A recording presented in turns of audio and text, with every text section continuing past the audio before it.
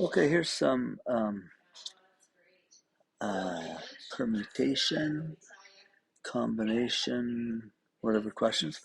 So it says ice cream store initially developed 25 flavors.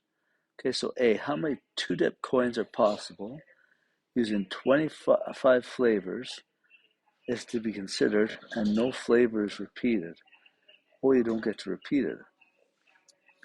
Order is to be considered. So if order is important, then it's a permutation, right? And you can't repeat. If you can repeat, then you can't really do it with a combination or a permutation. I like to just use fundamental counting principle. Okay, so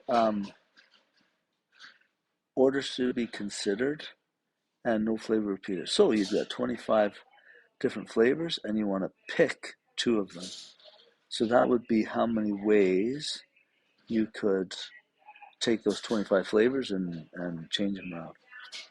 Letter B, how many two-dip cones are possible if order is to be considered and you can repeat? Oh, so if you can repeat, so I've got a top and a bottom. So the top I can use 25 flavors times on the bottom, since I can repeat, I can go 25 again.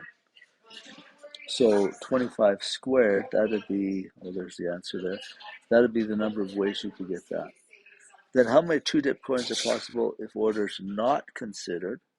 So it doesn't matter what order things come in, and no flavor is repeated.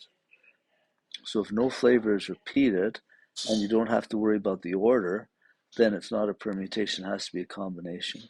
So it'd be 25, choose 2. And I guess all I did was show the answers down there, but I don't know if the explanation helps you at all with that.